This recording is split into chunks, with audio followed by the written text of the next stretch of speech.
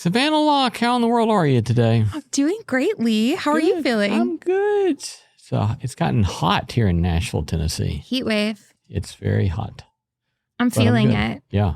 Today right. I saw someone running like at 11 a.m. and I thought, couldn't be me. Are you still running? I've been doing some mileage, but no, I'm not a heat person. Yeah. Heat's tough. I probably should just join the Y to be in air conditioning. You could do that. Yep. Hey, I was actually thinking about this the other day. Mm-hmm. You know how you were doing your little mini experiment? With the YMCA? Yes. Has that kept going? Well, so the mini experiment was getting up early and going to the Y first thing in the morning. Mm-hmm. And we got knocked off of that with Winter Storm Fern. Oh, yeah. And so it didn't last very long. But actually, I have just restarted that. And I love this new iteration of it that I'm hoping I can stick with for a good long while. Isn't it like 5:30 or 6 in the morning? Yeah, I'm trying to be out the door by 6. Wow. So hopefully exercising while fasted still is really interesting. Yikes. Yeah. That's dark. Yeah. Lee, are you reading or watching or listening to anything recently? Let's see. We've been watching Unconditional. Do you know Unconditional? I have never heard of this. Yeah, it's about a Israeli mother whose daughter is arrested and put in prison in Russia. And it's a fascinating... You are an Apple TV hound. It's a fascinating what's going on, who's telling the truth, who's a liar, who's the scoundrel, layers of scoundrelism. The scoundrel. Scoundrelism, layers of scoundrelness. And you can quote you on that. Yeah, you can quote me on that. I love how you are such an Apple TV person, which actually makes sense for you. It does it? It's sort of like the intellectual streamer. Apple TV is? Mm-hmm. Huh. I do, yeah. We've definitely enjoyed a lot of shows on there. I love it. That and BritBox. We love a good BritBox mystery. Do you watch Father Brown? No. That's a different version of BritBox. Okay, so tell me, what is I actually love Father Brown, but go ahead, tell me.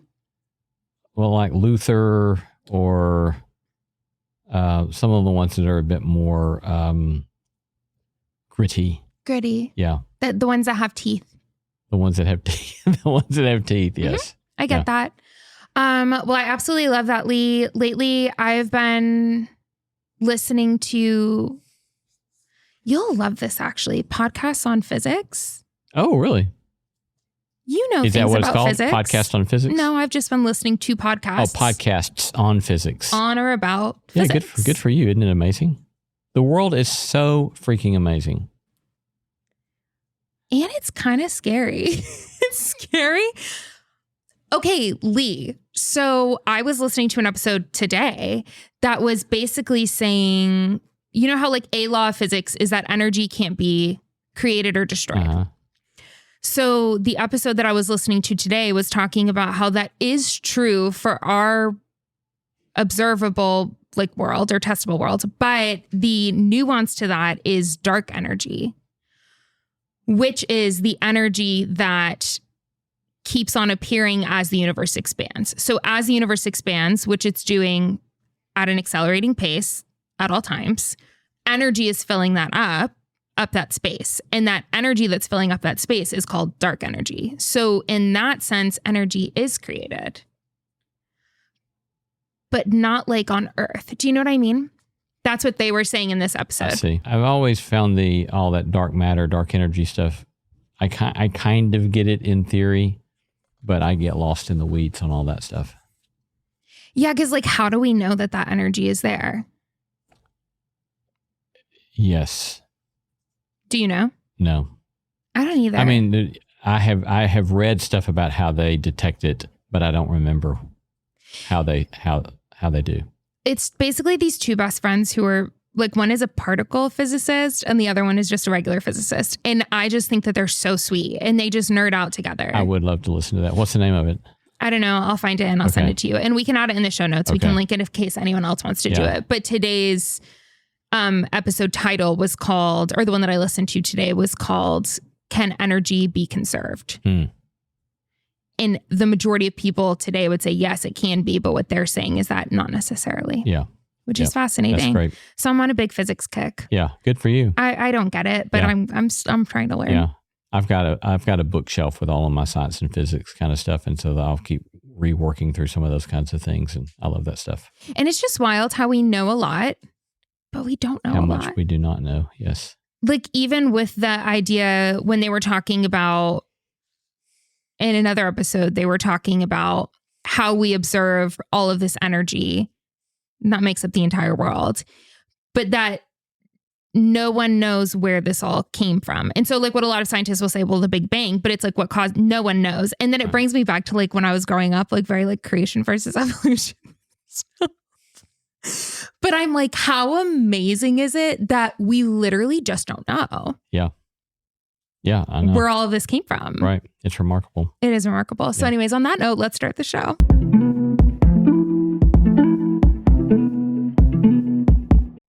This summer, Prime Video takes you back before Legally Blonde, before law school, and into the world of Elle Woods in high school. Set in 1995, this Gemini vegetarian knows exactly who she is until her family moves from Bel Air to Seattle. Packed with iconic fashion, 90s nostalgia, and a throwback soundtrack, Elle proves one thing. Law school was hard. High school was harder. From the world of Legally Blonde, watch Elle, a new original series only on Prime Video. Watch now.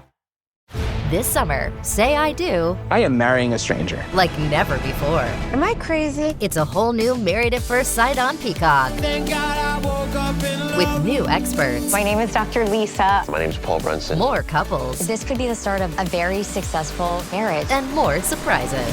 Or maybe not. Everything is just not enough. You're a little bit crazy. I don't know what's gonna happen. I want my fairy tale ending. Married at First Sight, now streaming. New episodes Thursdays, only on Peacock. Running a small business means I wear lots of hats. When I put on my hiring hat, I can count on LinkedIn Hiring Pro to make it easy. LinkedIn Hiring Pro helps manage my hiring workflow, puts my job post in front of a unique network of professionals, and matches me with the best candidates for my business. I can also share my job with my network. No other job site lets me do that. No wonder most small businesses say they'd use LinkedIn Hiring Pro again. Hire right the first time. Post your job for free on LinkedIn today at linkedin.com/quality. Welcome to the Subtext, where we go beneath the headlines, beneath physics, and beyond the obvious. I am Savannah Locke. I'm Lee Camp. If you like the show, here's your official permission to give us a review so that the algorithm sends us to other people. Yes. The algorithm sent us to me on my Spotify. The algorithms sent us to sent you? Our show to me, to my personal Spotify. Oh, how about that? It said, you might like this. How about that? And I thought... And you thought, yeah, yeah, maybe. I think I would like maybe, that. Yeah. I think you so. at least like one of the co-hosts. Depending on the day. Yeah. Who knows? Who knows? So yeah, give us a review, follow us, rate our show, and review wherever you're listening. Give us 5 stars, and then we might read your review on the show. You can watch full episodes on YouTube and Spotify, and stay connected on Instagram at The Subtext Show, at Savannah_Locke, and at Lee C. Camp. If you have thoughts, questions, or hot takes, just send them our way in the DMs. Lee, today we are talking about, I feel like, one of your favorite subjects. Money? Yeah. Why do you think that's one of my favorite subjects? I just feel like this subject kind of sometimes brings out your Baptist voice. Well, money and nationalism. I guess we'll see. We'll see. I guess we'll see. One can only hope. But this is what got me thinking about this. Elon Musk became a trillionaire. I heard that He's brother back Musk became a trillionaire. To slumming it with the billionaires at this point. Yeah, poor but guy. when SpaceX began trading, his net worth surged to somewhere between $1.1 and $1.4 trillion. The highest that anyone has ever been. And then a few days later, stocks tumbled. And now he's back down to $950 billion. Oh, wow, that's tough. So sad to think about for him. 1.4 trillion, which is 1,400 billion, which is 1,400,000 millions. It's crazy. It's crazy to think about, isn't it? And it got me thinking about a couple of months ago on the show, you said something to the effect of, I hope we do an episode on money soon so I can talk about. Yeah, I've thought about that and think, I wish that I hadn't said that. Well, I'm thrilled now because now we get to. So, yeah, I want to talk a little bit about a couple of things. One, you just kind of alluded to it, but I saw someone post underneath the announcement of Elon Musk being a trillionaire. And this is what they said. 1 million seconds ago, it was last Tuesday. 1 billion seconds ago, it was 1994.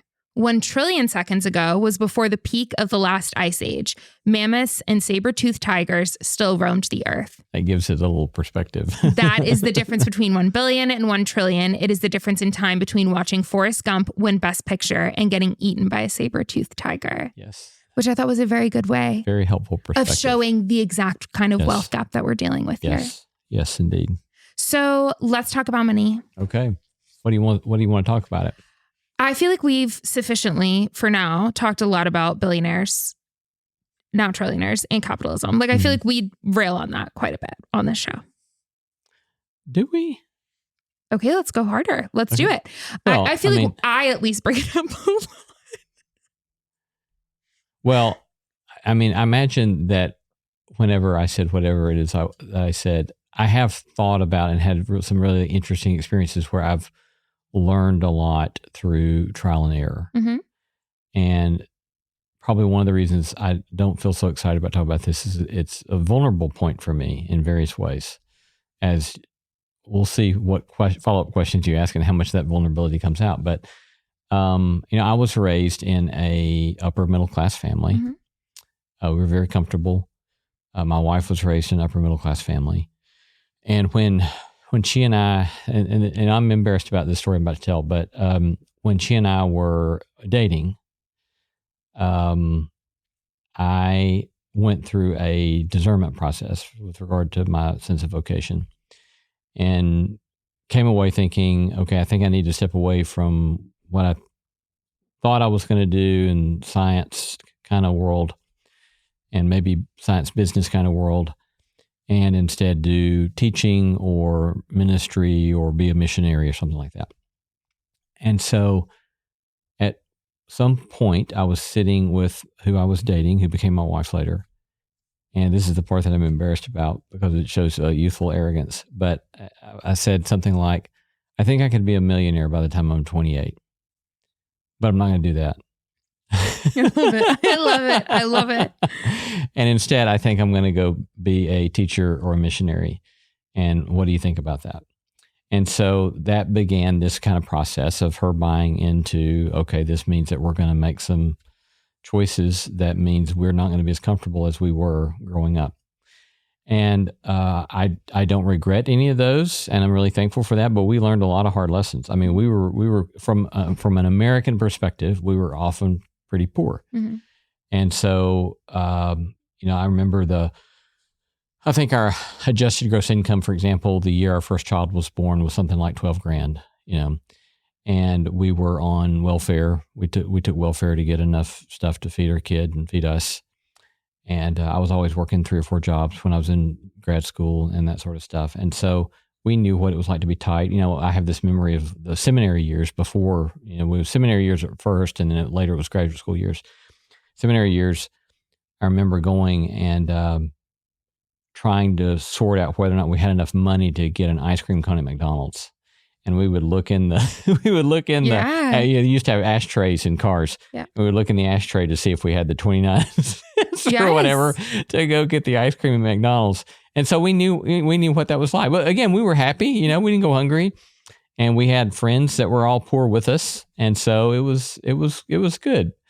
So that was one part of my life, early part of my life. And then another kind of element that I'll mention about that is that we also went through a time where we didn't have insurance, and we learned a lot about what it means to try to navigate the medical system when you don't have insurance. And the medical system is simply not set up to answer any questions for people who don't have insurance. And it's like when you're asking questions about insurance when you're having a baby, they're like, "What the heck are you talking about?" We don't have time to answer your questions about what this is going to cost and that sort of stuff. And so And we learned. Did Laura have a baby when you guys weren't insured? Yeah, we were on we were like in this co-op of people that we would all kind of say how much we had spent on X, Y, or Z, and then we would split up like a ministry insurance. Yeah.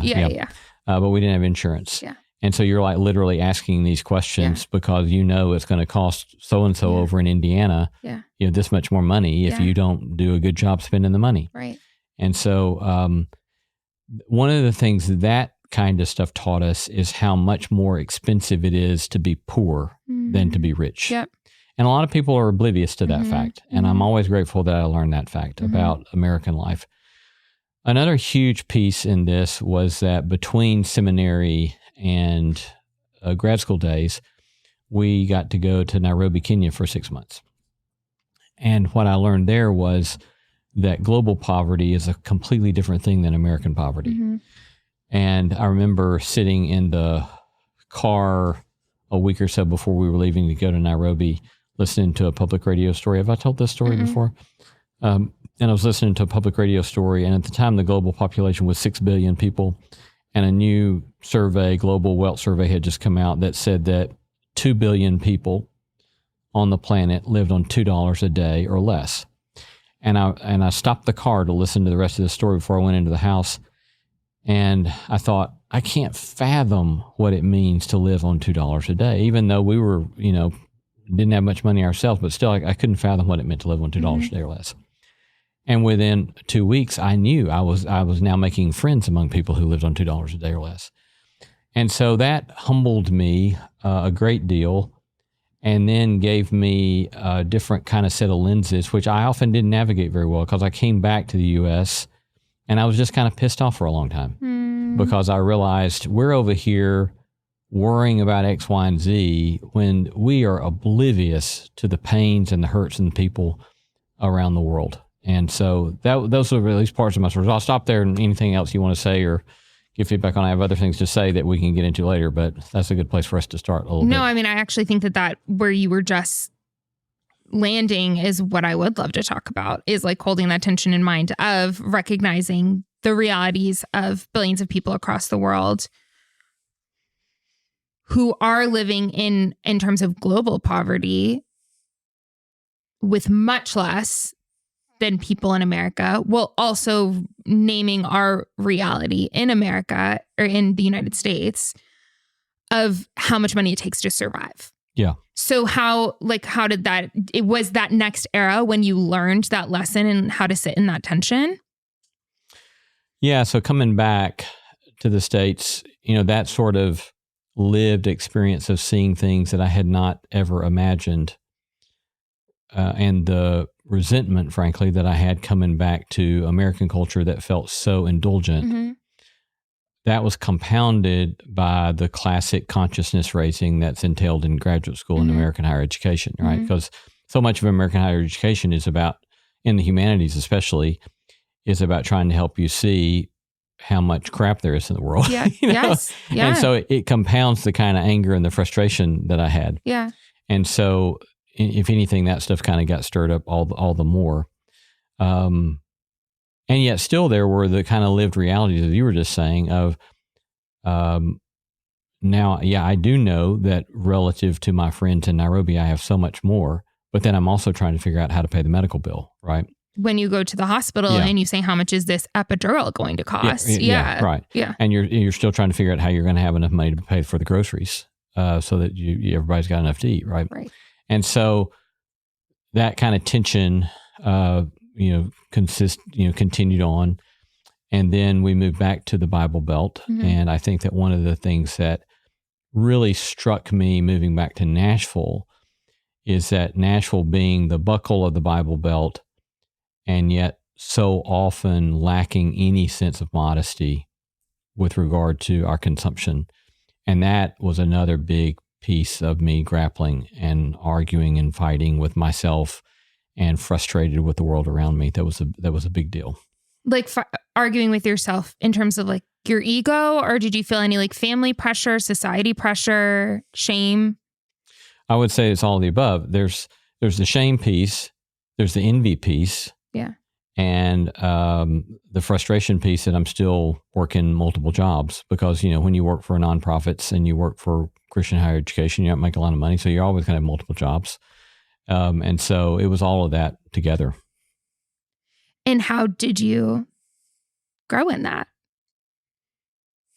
What did you learn? Slowly.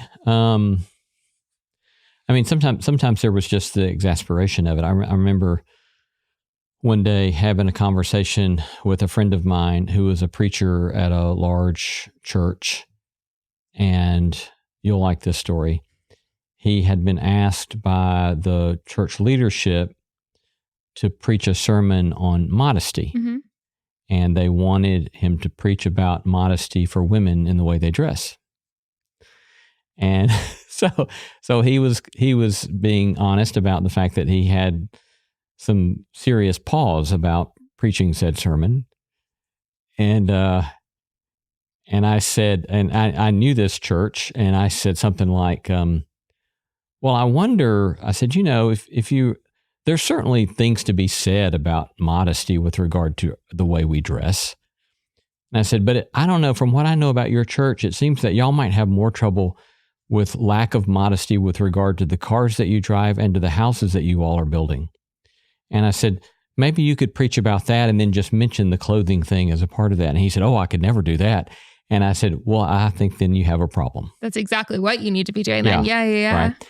And so that's another kind of one of those, we've talked on Subtext about selective moralism, and that's another classic selective moralism thing, right? And so we want to pick on the one thing over there, but we don't want to look at all this other stuff that we're just lock, stock, and barrel in with our conspicuous consumption and all that kind of stuff. So I've continued to feel a lot of frustration that given how much the New Testament and Old Testament both talk about wealth and talk about money, that it's just not simply presumed that you're going to give some serious thought to the conspicuous consumption that is celebrated in our culture, right?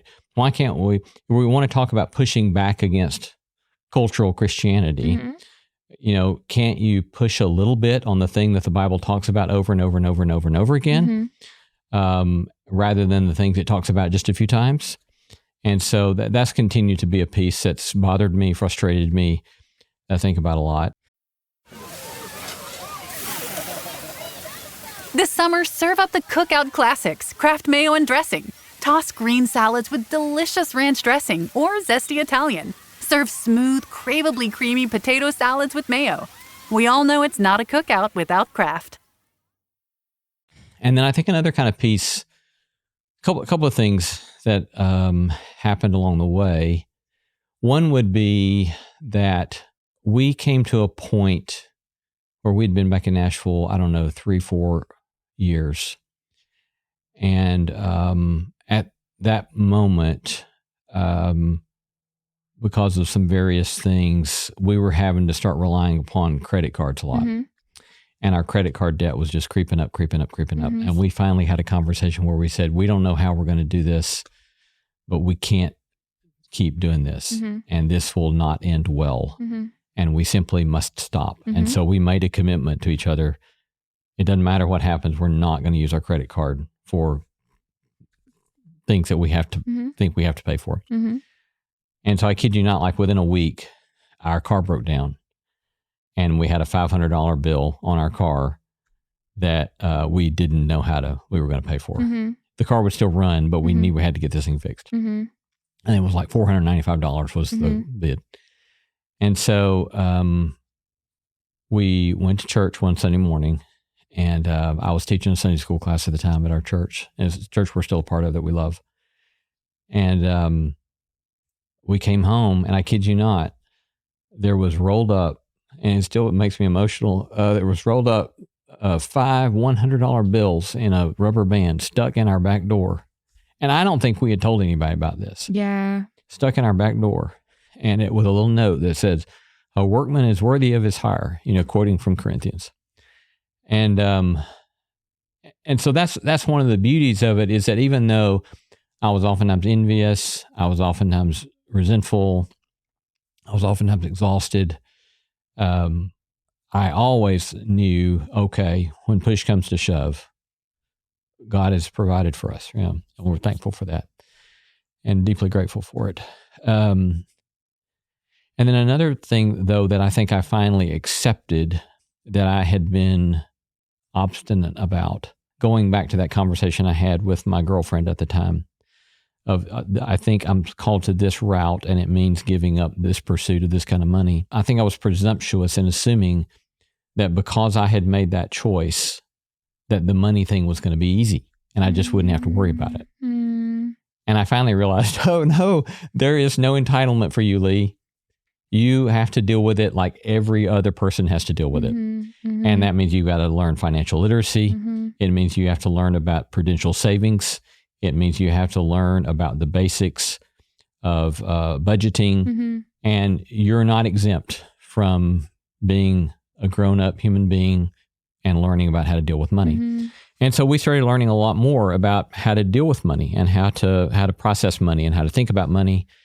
And then the third thing I'll add quickly is that somewhere along the way, I was in this one particular group, and after the group one day, I had been, probably griping about something about money, and because I couldn't pay a bill or something. And this one guy said to me afterwards, he said something like, he said, "Are you open to some feedback?" And I said, "Yeah." And he said, "I've heard you talk about that kind of stuff quite a bit in this group." And he said, "I don't know. When I hear you talking about it, I hear this kind of language of scarcity a lot.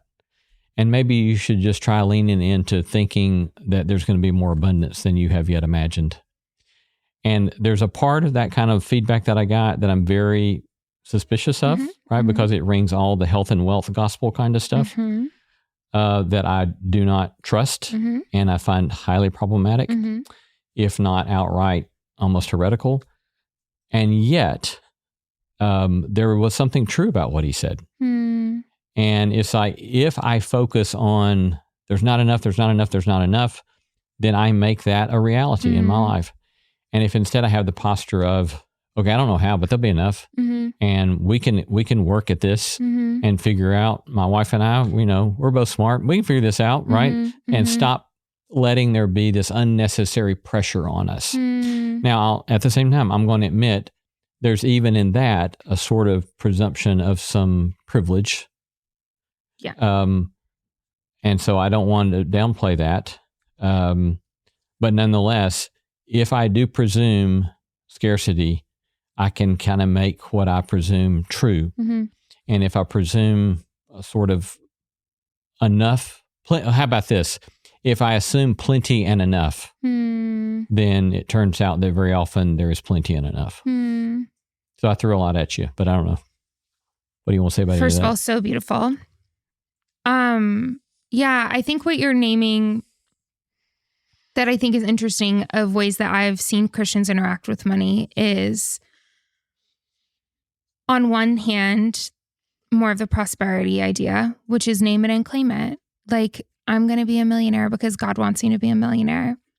And money comes to me and all of this manifestation stuff.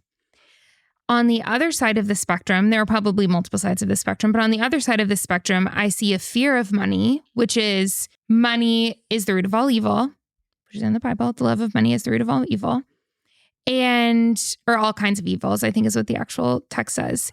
And we should not have retirement accounts. We should live just for today. We should take vows of poverty, etc. And I'm actually not saying either. I don't know. I don't even know where I would fall on any of those camps. But that's just what I've noticed in terms of a lot of Christians presenting relationships with money in those sorts of ways. And I'm curious because I've actually heard hints of some of those pieces throughout your stories of how have you interacted in your relationship to money and how has that evolved over time? Have you ever felt yourself going to one category or the other? Have you felt yourself in a different category altogether? I would say I've been all over that spectrum. I mean, I read, for example, enough of people like Dorothy Day and enough of people like James A. Harding, who you wouldn't know, but various people who said, we're just, we're giving away whatever and whatever we've got. James A. Harding, there's this one story I love about him, who he lived here in Nashville, I think at the time. and he loved cigars. And this would have been in the late 1800s, probably in the poverty after the war years, maybe. And he had gone to town and bought himself some cigars. And right after he got home, there was a knock on the door, and he went to the door, and there was a young woman that was asking for help and needed some money. And he had spent the last money he had on those cigars. And he closed the door and sent her away. And his wife said, if you hadn't bought those cigars, you'd have had something to give her. And so he renounced from that point forward. He didn't smoke any more cigars from that point forward. And so, there are people like him and Dorothy Day and so forth that I think they're saints. And I think that it's beautiful. And I think that if we don't find ourselves convicted by their stories, then we're not paying enough attention to the gospel, and we're not paying enough attention to the beauty of all that. And then I also think that poverty should never be romanticized in any way whatsoever. But the beauty in stories like Dorothy Day is that it was voluntary poverty, not involuntary poverty. And she always made that distinction, right? You don't romanticize involuntary poverty, but there's a great beauty in voluntary poverty. And I think there is a great beauty in voluntary poverty.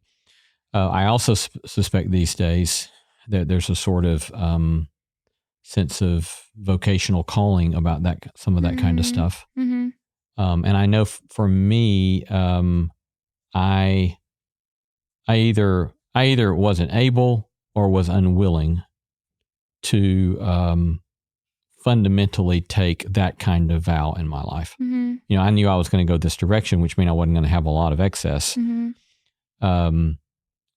But I wasn't committing myself to Dorothy Day kind of poverty. And then once you start having kids, then there are other kind of commitments and responsibilities that you've made. That means that, okay, you've got some financial responsibilities you're going to have to tend to if you're going to have kids that to be taken care of. And, others and listeners might have some of their own experience to say, no, there's still some other ways, Lee, that you haven't even thought about here. And I would love to hear about them. But for me, it was a sort of, I finally got to the point of where I realized refusing to take more seriously getting some sort of fiscal stability under us wasn't working with my inability to let go of my anxiety. And my anxiety was so high and so through the roof without having some sort of fiscal sturdiness underneath us, underneath our household, that I wasn't being much use. It was undercutting my use to the world and use to my family. And once we began to say, okay, let's attend to this and get our house in order with regard to this, and let me ask some questions of my employers, and let me ask some questions about business possibilities to make this stop being such a stress, then I think I was of more use to the world. And I've given away a whole lot more money than I ever would have otherwise. And so, and that's one thing that I'll also throw in there is that Laura always insisted, no matter how little we had, we're giving away 10%, And we also haven't. Oh my gosh, I love her. Yeah. We haven't even talked about Jubilee stuff. But that's another kind of huge piece in all this. But let me stop there for just a second. Yeah, I'm happy that you said that, because one of my favorite books that I read last year, I guess now, was Poverty by America. Have you heard of that book before? I think I have, but I don't know anything about it. Poverty by America was written by Matthew Desmond.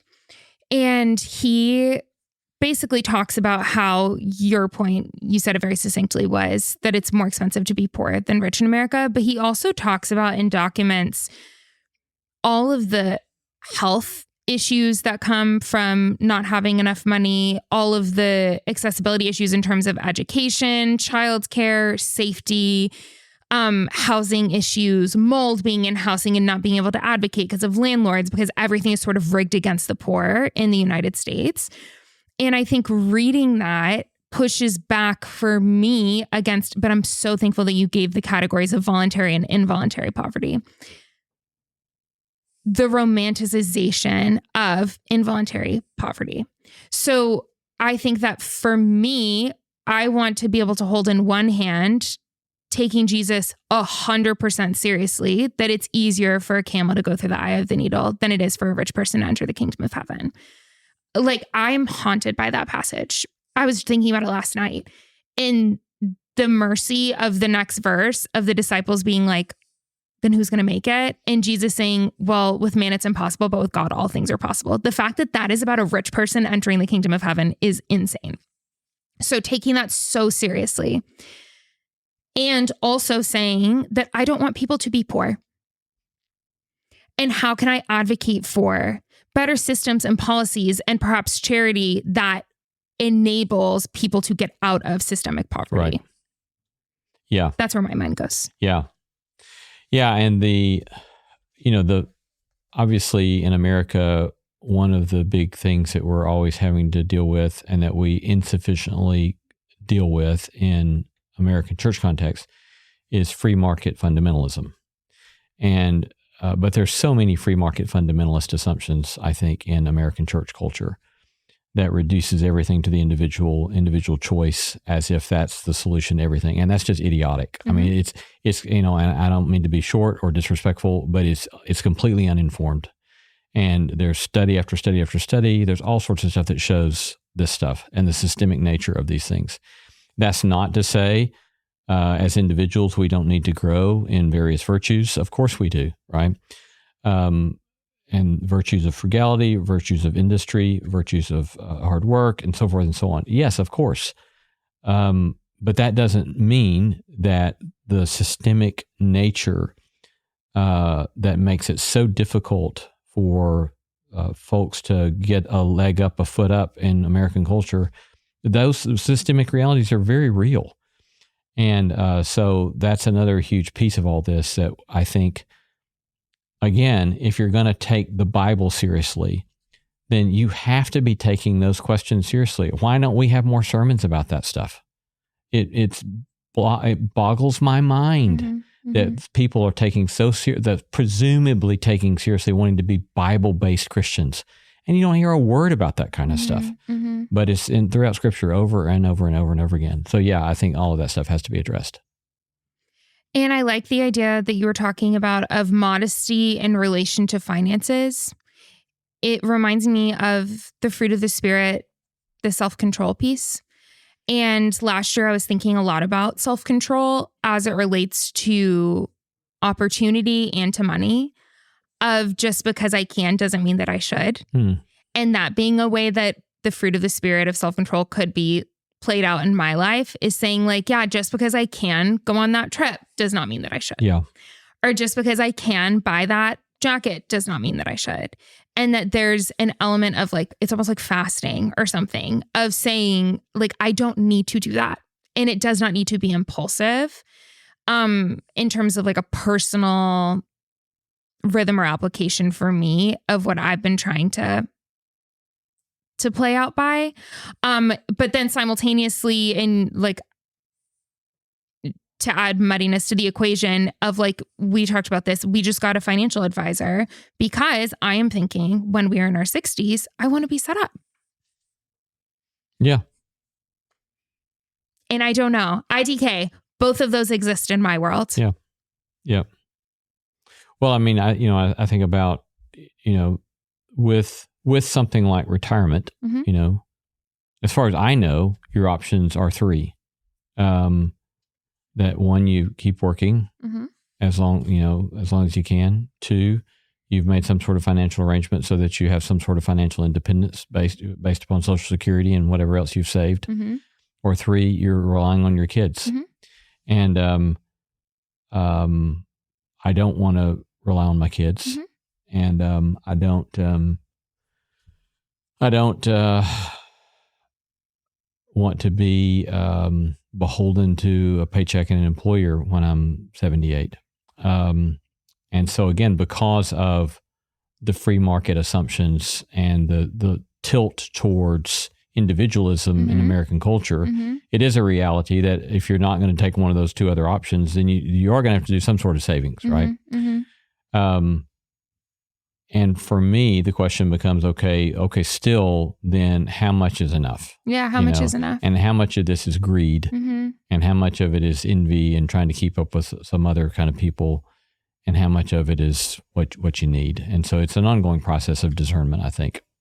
I will say one other thing about this that I've found helpful is that I I think there should be a lot more conversation in our context of trust where we talk about money. And we don't. I don't, generally speaking, we don't. But are you saying like personal finances with friends, or are you saying like in churches or maybe that as well, right? Okay. I do remember I think it was Stanley Hauerwas I'd read said we ought to stand up in church and tell everybody how much money we make. Yeah. Yeah. And I thought, well, maybe we should. And so I next time I was talking about money in a Sunday school class, I think I was talking about Sermon on the Mount or something. I told everybody my salary. Yeah. I told everybody my salary, but it's like, well, maybe we should talk about this kind of stuff. Yeah. Because then there's a sort of communal accountability. Now that can go awry really quickly with various forms of control and power and all that kind of stuff. But in a healthy context, it can be really helpful. So we're so transparent with our finances with our friends. We actually do practice this. And this has been important to me since day one, like when we got married. With the life group that I had for like almost 10 years, everyone knew what we made and even what was in our savings. And then one of my best friends, who is currently single, basically wants to set herself up for success. And so she has created this like board of directors in her life. And every year she will do a spreadsheet. This is what my finances are like. This is what my plan is. This is how much I'm making. This is how much debt I have, whatever. And ask for advice. Oh, that's great. And this like transparency piece, there can be an awkwardness around it, but then there's also this piece of it creates like level playing ground and like mutuality and some like communal care elements too, of recognizing like, hey, we have some flexibility that maybe you don't have. We can take care of this. We'll take care of the food. We'll take care of whatever. Yeah. But yeah, I love that. It is nice because we're all very open about money. But also none of us are making millions of dollars. Yeah. And I have noticed that with people who make a lot more, I don't know if it's like a shame piece or a privacy piece or what, that there is more trepidation around sharing those kinds of things. Yeah. Yeah, I can see that being the case. Yeah. But it does creates a lot of good transparency, I think, and vulnerability. And so far, nothing's gone wrong. We decided when we were talking about moving from one house to buying another house in Nashville, I kind of went through a discernment process with several people and said, okay, this is because these days what we paid for that house is like, you can't buy a house in Nashville. It would be sickening. I can't even think about it. Yeah. But for then it was in 2005, it was a lot of money. Yeah.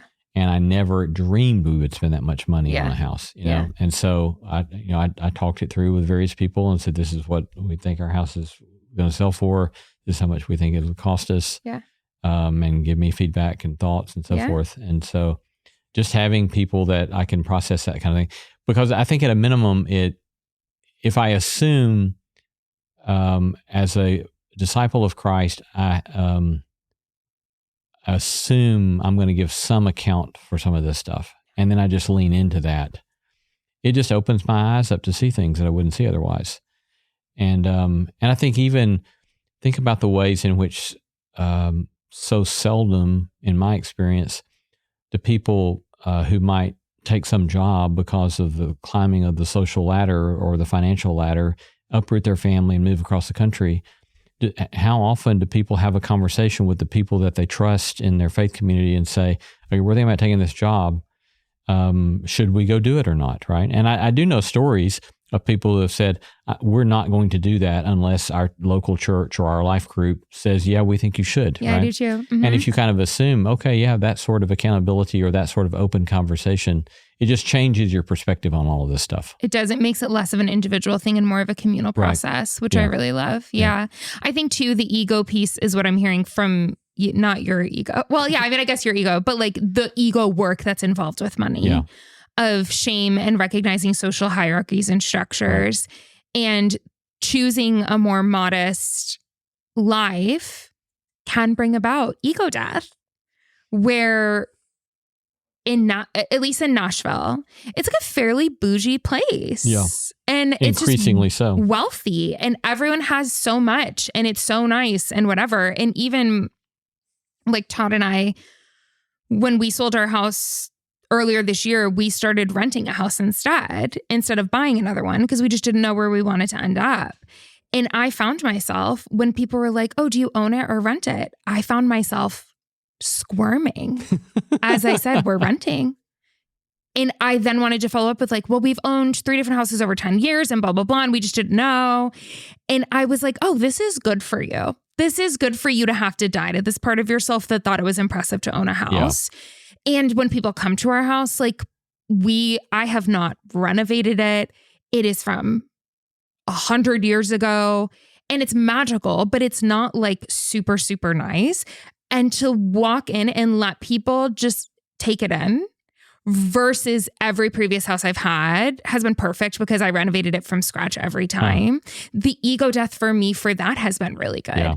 And Todd, my husband, has even noticed. He told me a couple of weeks ago, you're way less uptight about the way things look in the house. And I'm like, it is so true because I was identifying my status with the way that my house looked. And that's good for that to die. Yeah, the layers of all this, so many, many layers, and the way it intersects with our sense of self and what we value in ourselves and other people, what we give our time to, what we give our attention to.